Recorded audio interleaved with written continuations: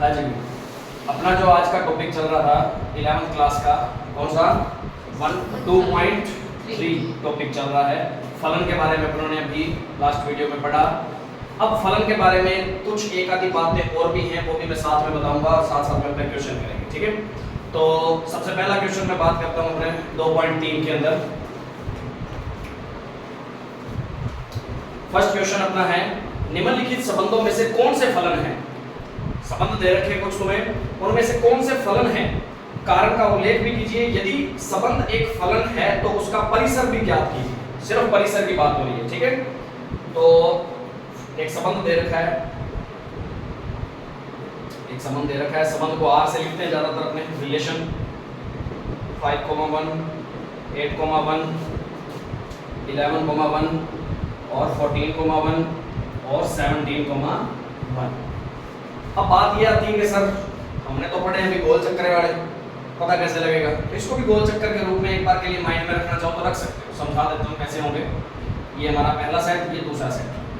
ये जो रिलेशन बनते हैं, ये जिन्होंने देखा है ठीक है, जिन्होंने नहीं पढ़ा तो बता देता हूँ। रिलेशन के अंदर जो भी अवयव हैं, ये सारे के सारे अवयव हैं हमारे, किसके, संबंध के। क्योंकि संबंध अपने को पेपर क्वेश्चन में दे रखा है। ये संबंध के क्या हैं, अवयव है। अवयव है तभी तो सेट के अंदर लिखे हुए हैं, सेट के अंदर ये अवयव लिखे जाते हैं। और इसके जो रिलेशन के अवयव होते हैं वो किस रूप के होते हैं, क्रमित युग्म के रूप में। तो ये क्रमित युग्म है, ये जो अपने लिख रहे हैं ना 2,1, ये अपने आप में क्या है, एक क्रमित युग्म। अब क्रमित युग्म की एक खास बात क्या थी कि पहला जो है, पहला एलिमेंट पहले सेट का, दूसरा एलिमेंट दूसरे सेट का।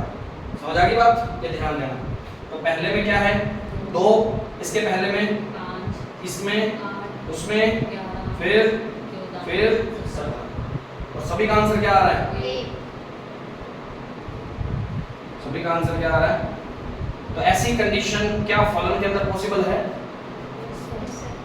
2 बंदे एक कुर्सी पर बैठ सकते हैं कि नहीं बैठ सकते, बिल्कुल बैठ सकते हैं। एडजस्टमेंट करें तो सारे बैठ सकते हैं कुर्सी में, कुर्सी बड़ी हो तो एडजस्टमेंट की जा सकती है ना। पर ऐसे एडजस्टमेंट तो नहीं कर सकता एक बंदा कुर्सी 2 पे बैठ जाए। 2 कुर्सियां पड़ी हैं, जैसे अलग अलग कुर्सी हैं, यहाँ पर ये कुर्सी, यहाँ पर ये कुर्सी। इस बंदा, यदि एक बंदा यहाँ बैठ रहा है तो यहाँ बैठ जाएगा के साथ में, पॉसिबल ही नहीं हो पाता, ठीक है। तो ये दिमाग में रखने का एक तरीका है कि एक बंदा 2 कुर्सियों पे नहीं बैठ सकता, पर एक बंदा, 2 बंदे एक ही कुर्सी पर बैठ सकते हैं, और 2 से ज्यादा बंदे भी एक ही कुर्सी पर बैठ सकते हैं, ठीक है। ये दिमाग में रखने वाली बात है।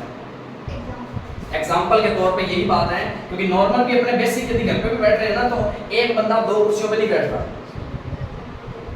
हाँ, बड़ा टेबल हो, उसके ऊपर एक बंदा पूरा फैल के नहीं बैठ सकता। नहीं फैल उस पे तो फिर भी बैठ सकता है, लेकिन इस तरीके से नहीं बैठ सकता जैसे बैठ। हाँ, तो नॉर्मली अपने वही दिमाग में रखो, नॉर्मली ऐसा दिमाग में रखो, कोई बात नहीं। या फिर वही बेसिक बात तो है ही, यदि इस चीज से यदि क्लियर नहीं होता तो ऐसा तो दिमाग में है ही कि पहले तो ये चेक करो फलन के लिए क्या कंडीशन होती है। पहले सेट के सभी एलिमेंट ने कोई ना कोई बनाया क्या आंसर, सभी का आंसर बन रहा है, कुछ ना कुछ बन रहा है। इसका मतलब यही था कि x का मान 2 है तो y का मान कितना, 1। x का मान 2 और x का मान 5, y का मान फिर 1, x का मान 8, y का मान 1।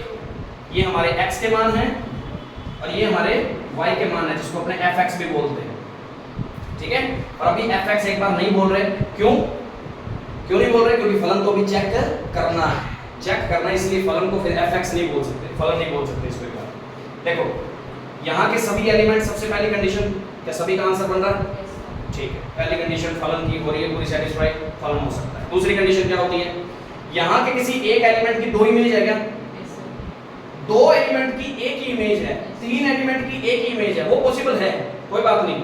यहाँ के सभी बंदों की एक ही इमेज हो सकती है, पर यहाँ का एक ही बंदा 2 इमेज यहाँ वाली नहीं ला सकता। समझ आ रही है ना बात। तो क्या वैसी बात है क्या, फलन है या नहीं, सिंपल सी बात है, अतः यह फलन है, बस इतना ही बताना है इसको, बता दोगे अतः यह फलन है। अगले एक और लेके चलते हैं, क्या है अभी अगले में, 2,1 4,2 6,3 8,4 10,5 और 12,6 और 14,7। ये एक रिलेशन दे रखा है, चेक करो पहले सेट में कौन कौन आ रहा है? 2 4 6 8 10 12 14, बस इतना ही है। दूसरे सेट में ये x का मान है तो ये कौन है? y का मान। 1 2 3 4 5 6 7, सभी की एक एक इमेज आ रही है क्या? Yes sir. आ रही है कि नहीं आ रही? तो यहाँ के सारा सेट फुल है, सभी की इमेज आ रही है, फलन की पहली कंडीशन पूरी। यहाँ के किसी एक ही बंदे की 2 इमेज आ रही है क्या?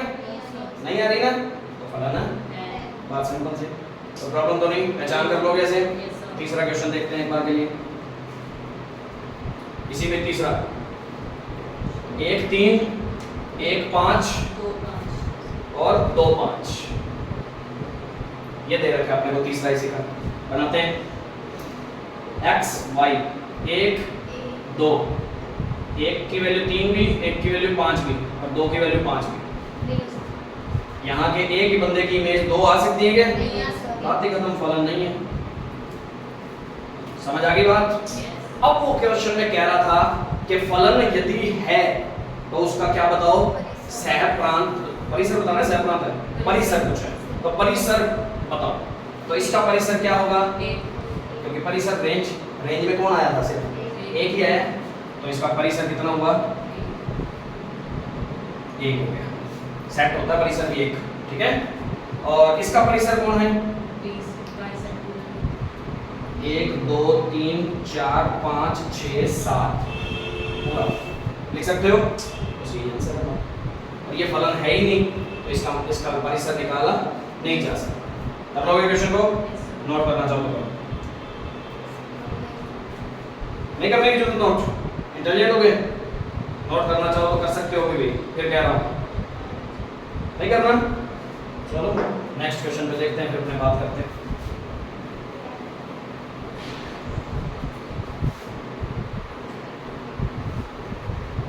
बात समझ पा रही है? ठीक, ये बेसिक अच्छे तरीके से क्लियर होगा तब अपने 12वीं क्लास का पहला चैप्टर ढंग से कर पाएंगे। ये बात ध्यान रखना, क्योंकि उसके अंदर संबंध और फलन के आगे प्रकार है। यहाँ संबंध और फलन की सिर्फ जानकारी है थोड़ी बहुत, उसके आगे के प्रकार जो है ना वो अगले 12th क्लास में तुम्हें पढ़ना पड़ेगा पहले चैप्टर में। अब देखो, वास्तविक फलनों के प्रांत व परिसर बताएं। तो एक फलन दे रखा है, फलन अपने को दे रखा है, ये डेफिनेशन है फलन की। इसको क्या बोलते हैं बताओगे? ये 2 डंडियों वाला। अब ध्यान देना, इसको बोलते हैं मापांक। ये नई चीज आई है तुम्हारे लिए, इसको इंग्लिश में बोलते हैं मोड, मोडनेस भी बोल सकते हैं कई बार, मॉड्यूल भी बोल सकते हैं। मोड ही बोला जाता है नॉर्मली वैसे तो, मोड। अब मोड की डेफिनेशन क्या होती है? मान लो कि इसके अंदर आगे बैठ के -2, तो इसने क्या बना देना उसको? प्लस का 2 बना देना। मान लो इसके अंदर आगे 2, तो उसको भी क्या बना देना है? कहने का मतलब मोड किस लिए बनाया, मापांक किस लिए होता है कि इसके अंदर सारे आंसर जो भी आएंगे वो किसके आएंगे? प्लस के ही आएंगे। ठीक है, समझ आ गई? पर माइनस वाली चीज को भी ये क्या बना देगा? प्लस ही बना देगा। तो ये मापांक की परिभाषा होती है, कोई प्रॉब्लम तो नहीं। इसको मापांक फलन बोलते हैं। कौन सा फलन? मापांक फलन। फलन तो है, तो कौन से बड़ा? मापांक फलन। समझ आ रही है? अब इतनी बात पता लग गई। अब वो कहता है इसका प्रांत और परिसर बताओ। प्रांत क्या होता है? इन शॉर्ट में अभी तक अपने बात कर रहे थे x और y की, तो सारा x के जो भी मान आते हैं, सारे के सारे जो भी मान हैं वो क्या थे? प्रांत ही होता था ना, मैंने कहा था। ये सारे के सारे रिलेशन बनाएंगे फलन के अंदर, तो ये प्रांत होता है। तो x के जितने भी मान आ सकते हैं, हम इसके अंदर x के जितने भी मान रख सकते हैं जो पॉसिबल हैं। पॉसिबल का मतलब ये होता है कि फलन का मान कभी अनंत ना आ जाए, बस फलन के मान में क्या ना आ जाए? अनंत ना आ जाए। पर x का मान ऐसा क्या रखना पड़ेगा अनंत आएगा? जब अनंत रखोगे तभी अनंत आएगा, या जब माइनस अनंत रखोगे तभी अनंत आएगा। तो माइनस अनंत और प्लस अनंत कोई राशि नहीं होती। अनंत कोई राशि है क्या? अनंत का मतलब तो वो है जिसको बिना ना जा सके। तो गिनती तो हम तब तो क्लास तक चलाते रहो तो हमें कर ही सकते हैं तो गिनती, अभी रुकी थोड़ी कहीं ना कहीं कहानी। जब रुकेगी उस संख्या को अनंत बोलेंगे। समझ आ गई? तो अनंत तो कोई संख्या है नहीं, तो अनंत इसके अंदर रख नहीं सकते। बाकी सभी वैल्यू रख सकते हो ना, और सभी वैल्यू के लिए कोई ना कोई आंसर आता रहेगा ना। निकलता रहेगा। तो इसका जो प्रांत बन सकता है x के क्या क्या मान रख सकते हैं अपने, सॉरी कोई रख लो, सभी के लिए आंसर आएगा कि नहीं आएगा, आएगा कि नहीं आएगा। चाहे माइनस के मान रख लो, चाहे पॉइंटों वाले मान रख लो, आंसर तो कुछ ना कुछ तो आएगा ही। चाहे मैंने इसके अंदर x की वैल्यू क्या रख ली, x की वैल्यू मैंने रख ली 3/4, 3/7, तो आंसर कितना बन जाएगा, माइनस का 3/7, ये बनेगा fx का मान। सर अभी तो आपने बोला जो प्लस का होता है वो भी प्लस का होगा। बेटे अंदर, मोड के अंदर नहीं है ये माइनस, बाहर है। मैंने कहा मोड के अंदर यदि माइनस हो अगर वो ये- प्लस का हो जाएगा, यदि मोड के बाहर माइनस है तो वो मोड के अंदर आने वाला रोल नहीं पाएगा, वो तो माइनस है तो वो माइनस। अब इसका आंसर जो आएगा ना वो माइनस का ही 3/7 आएगा। अगर ये माइनस का हाँ, सेकंड अभी साथ एक और होगा, क्वेश्चन तो लेता हूँ, प्लस एक और ले लेता हूँ। x की वैल्यू माइनस का 3/7 ले लेते हैं, ठीक है। तो fx की वैल्यू क्या आ जाएगी उस टाइम पे, माइनस तो जो फंक्शन में दिया हुआ वो, और x की वैल्यू जो है वो अंदर आएगी।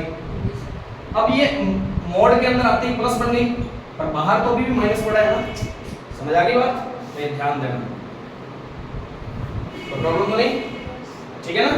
तो इस तरीके से सभी के आंसर आएंगे कि नहीं आएंगे, सभी के आ जाएंगे ना। तो बट्टे वाली रखो चाहे पॉइंट वाली रखो, कुछ ना कुछ तो आंसर आएगा ही। अब एग्जांपल अपने ने ऐसा ले ही लिया जब, तो एक चीज भी देख ही लो, मैंने 3/7 रखा x का मान और माइनस का 3/7 रखा, दोनों का आंसर कितना आया, माइनस का 3/7 आया, दोनों पे आया कि नहीं आया। दो बंदे एक ही कुर्सी पर बैठ सकते हैं, फलन है कि नहीं है, है। कोई ऐसा अपवाद ढूंढो, कोई भी ऐसा अपवाद जो तुम्हें लगे, अपवाद ऐसा ढूंढो कि यहाँ के एक ही बंदा रखने पर दो आंसर आ सकते हैं कभी। मैंने मपांक के अंदर रख दिया 1, ठीक है, और इस फलन का मान 2 आ गया, कोई ना कोई 1 भी आ गया 2 भी आ गया, ऐसा पॉसिबल होगा क्या कभी, नहीं होगा ना। इसका मतलब फलन की कंडीशन तो सारे सेटिस्फाइड करेंगे। x के जो जो मान रखते जाओगे उन सभी की कोई ना कोई वैल्यू आती रहेगी, और वैल्यू कौन कौन सी रख सकते हैं वही हमारा कौन होता है, प्रांत होता है। तो कौन सी वैल्यू रख सकते हैं x की जगह पे, सोचो, सारी मतलब रियल नंबर, नेचुरल नंबर है। नेचुरल नंबर के अंदर तो सिर्फ 1 2 3 4 5 6 वाली, मैंने क्या कहा है, माइनस की भी रख सकते हैं, पॉइंटों वाली भी रख सकते हैं, बटे वाली भी रख सकते हैं, अंडर रूट वाली भी रख सकते हैं, सभी रख सकते हैं ना। तो इसका मतलब सारे के सारे रियल नंबर को रखा जा सकता है। रियल नंबर होता है सारे जितनी भी संख्याएं तुमने आज तक पढ़ी उन सभी का समुच्चय, वास्तविक संख्याएं सारी की सारी। तो इसका प्रांत क्या आएगा, आर। रियल नंबर को इन शॉर्ट में किससे लिखा जाता है, आर से, लिख लोगे। अब बात होती है परिसर की, इसका आंसर क्या आएगा, इसके सारे आंसर कौन से आएंगे, प्लस के आएंगे माइनस के आएंगे, सारे माइनस के आएंगे ना, क्योंकि इसकी x की जगह पे चाहे माइनस की वैल्यू रख लो चाहे प्लस की वैल्यू रख लो, इसने तो प्लस बना देना है अंदर, इतने इतने हिस्से का मान तो हमेशा क्या आएगा, प्लस, और उसके आगे क्या लगा हुआ है, मतलब जो भी वैल्यू x की रखते जाओ, चाहे प्लस की रखो चाहे माइनस की रखो, पर पूरे फलन की वैल्यू हमेशा क्या आएगी, माइनस की आएगी। इसका मतलब इसका परिसर जो होगा, रेंज में कौन से बंदे आएंगे, सिर्फ माइनस वाला आर आएगा। माइनस वाला आर का मतलब ऋण वास्तविक संख्या है या ऋणात्मक वास्तविक संख्या है, ऋण वास्तविक संख्या है, पर जीरो रखने पर कितना आ जाएगा, जीरो। अब ध्यान रखना, धन संख्या के अंदर जीरो काउंट नहीं होता, ऋण संख्या के अंदर भी जीरो काउंट नहीं होता। तीसरा एक बंदा होता है उदासीन, जीरो इसी में काउंट होता है। एक ही बंदा ऐसा है आज तक का, एक ही नंबर ऐसा है जिसको उदासीन नंबर बोलते हैं, कौन, जीरो। प्लस वाली संख्याओं को धनात्मक बोलते हैं, धनात्मक संख्याओं में सिर्फ प्लस वाली संख्याएं आती हैं, मतलब प्लस का 1 से लेके आगे तक सारी गाड़ी, या 0.1 से लेके या 0. जब से स्टार्ट करें, जीरो ना प्लस में शामिल होता ना ही माइनस में शामिल होता, तो ऋणात्मक के अंदर ओनली माइनस वाली डिजिट आएगी सारी, ठीक है। और आंसर जीरो भी तो रखा जा सकता है, जीरो रखने पर जीरो भी तो आएगा। तो ऐसी कंडीशन में ऋण वास्तविक संख्याएं नहीं बोल सकते, ऋण के अंदर तो सिर्फ कौन सी रख सकते हो, इसका मतलब सारी माइनस का आंसर आएगा ना, और जीरो भी तो रखा जा सकता है। तो इसका मतलब क्या बोलते हैं, उसको धनेतर बोला जाता है, धनेतर संख्या। धनेतर का मतलब क्या हुआ, दो नाम आते हैं, धनेतर और ऋणेतर। धनेतर ऋणेतर, ऋणेतर ऋण को छोड़ दो, आर में से वास्तविक संख्याओं में से माइनस वाली को छोड़ दो, प्लस वाली भी आ गई और जीरो भी आ गया, वो सारा ऋणोत्तर होता है। ठीक है, धनेत्र में धन वाली को छोड़ दो, हाँ जीरो और माइनस वाली काउंट होंगी सारी। तो लिखना कौन सा ज्यादा बेटर रहेगा, ऋण वास्तविक संख्या या धनेत्र वास्तविक संख्या? धनेत्र, क्योंकि जीरो भी तो रख ही सकते हैं, जीरो भी आ ही सकता है आंसर में। ठीक है ना, तो ये ध्यान रखना, धनेत्र वास्तविक संख्याओं का जो भी समुच्चय बनेगा वो परिसर है हमारा, और सभी वास्तविक संख्याओं का जो समुच्चय बनेगा वो हमारा कौन है, प्रांत। प्रांत और परिसर किसे बोलते हैं? जो x के मान रखे जा सकते हैं ना फलन में, जितने भी रखे जा सकते हैं, जितने पॉसिबल हैं, उन सभी का समुच्चय जो भी होगा उसको प्रांत बोलते हैं। जो आंसर आएगा, जो आंसर आएगा उसको क्या बोलते हैं, परिसर बोलते हैं। बात समझ आ गई? बस इतनी बात को ध्यान रखना है। तो हर क्वेश्चन के लिए प्रांत और परिसर तुम्हें बताने होंगे कि प्रांत और परिसर कौन कौन से हो सकते हैं, डिसाइड करना होगा कि इसका प्रांत क्या बन सकता है, इसका परिसर क्या बन सकता है। समझ आ रही बात? अब उसके लिए पहले फंक्शन के डिफाइन की जरूरत होती है। अब जैसे मोड फंक्शन के बारे में, मापांक फलन के बारे में तुम्हें पता ही ना होता कि होता क्या है, ये तुम उसको सॉल्व कर लेते हैं, नहीं कर सकते थे ना, तो इसलिए दिक्कत। तो इसमें चेक करने की तो जरूरत है ही नहीं कि फलन है कि नहीं है, क्योंकि उसने क्वेश्चन के अंदर पहले से लाइन लिखी है, निम्नलिखित वास्तविक फलनों को, मतलब फलन तो उसने पहले से ही दे दिया, सिर्फ पूछा गया था तुमसे प्रांत और परिसर पूछा, मतलब x का मान क्या रख सकते हो और y के मान क्या क्या आ सकते हैं उससे। समझ आ रही है बात? तो इस फंक्शन का प्रांत कौन है, r, और परिसर कौन है, धनेत्र वास्तविक संख्या है। धनेत्र का मतलब क्या होता है, धनेत्र का ये लिख लेना, धनेत्र का मतलब धन संख्या छोड़ दो, जीरो और नेगेटिव वाली उसके अंदर आती सारी। ठीक है, ऋणेत्र का मतलब माइनस वाली छोड़ दो, प्लस वाली और जीरो उसके अंदर शामिल होगी। तो प्रॉब्लम तो नहीं, इसको पहले नोट करो। फलन पूछेगा नहीं बेटे, हाँ तुम चेक कर लो, मैंने चेक करके बताया, पर वही बात है बेटे x की वैल्यू कितनी ही रख सकते हैं, चेक करना मुश्किल हो जाता है कई बार। तो फिर अपवाद ढूंढेंगे, मैंने कहा था ना अपवाद ढूंढो इसमें, पर उसने क्वेश्चन में पहले से दे रखा तुम्हें फलन है ये।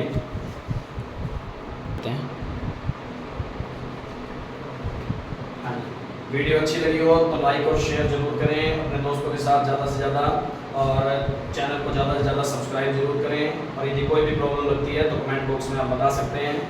Thank you. इसके बाकी अगले वाले क्वेश्चन अगली वीडियो में बताएंगे।